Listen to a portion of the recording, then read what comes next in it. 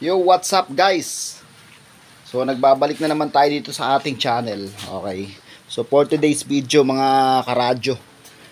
So nakikita nyo ba to? Ayan. Epoxy resin. Epoxy resin to mga boss. Chemical. Chemical na pang-fiber. So pinapahiran ko yung papahiran ko yung mga speaker ko nito para tumigas yung mga papel kasi medyo malalambot na siya. Ayan. Ayan. So makita niyo. Ayan. Malalambot na. Ayan po. Makita niyo siya. Malalambot na.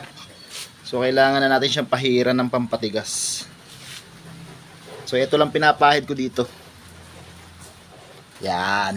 Epoxy resin by Boss Abs. So pahid-pahid lang tayo. Ayan. Pahiran nyo lang ng pahiran hanggang sa matigmak yung mukha. Ganyan lang naman kabilis eh. Bilis lang yan. Pintura yun. No? Ayan. So, pati yung dust cap sama nyo na kasi malambot na eh. Ayan. Sama nyo na yung dust cap. Mapupunit na kasi yan pagka di nyo pa pinahiran.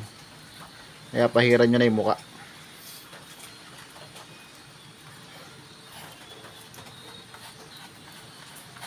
Malalambot na eh. Yan lang kabilis. Mabilis lang naman to. Kaya soy pagpapatuyo matagal.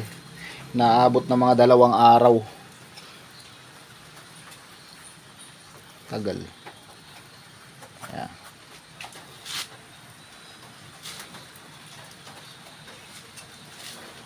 Kabila naman, kabila. Nakabili lang namin to, yung speaker na Battle 12 na to.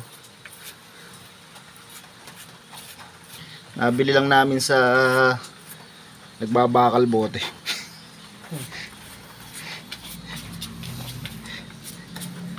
Ewan ko saan niya kinuha to. Basta binili lang namin siya. Sa tamang presyo naman.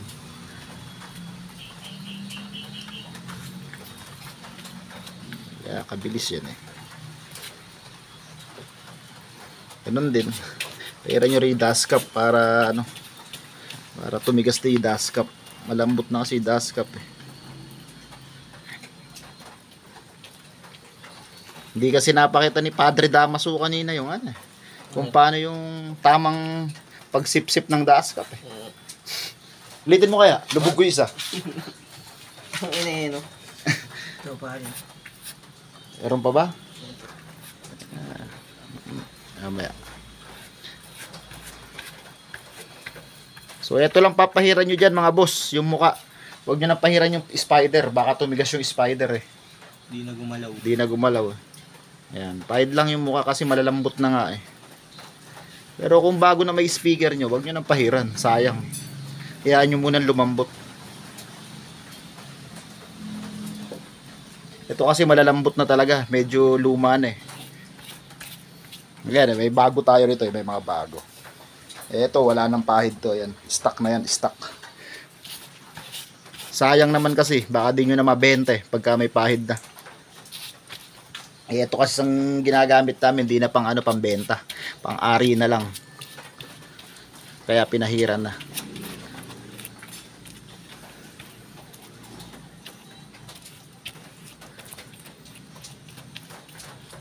Ayan. So, epoxy resin yung ginagamit sa fiber. Ayan, chemical lang, chemical. Paghaluin nyo lang, may hardener yan, saka yung pinaka niya, chemical niya. Yun lang naman ang kailangan dyan.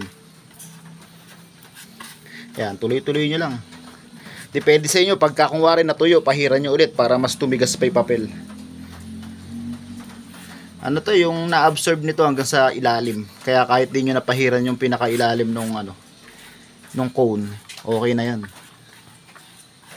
Na-absorb naman ito eh. Papel lang naman kasi ito, papel.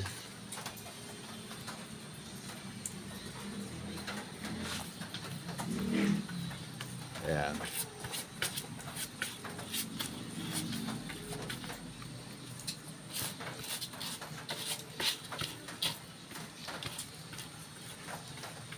Pahid-pahid lang yan.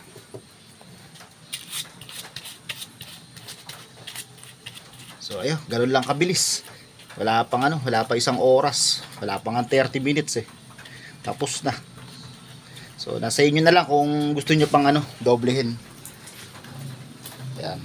4 na piraso lang. O, ilan muna yan? Saan may sinasabi mo, Damaso?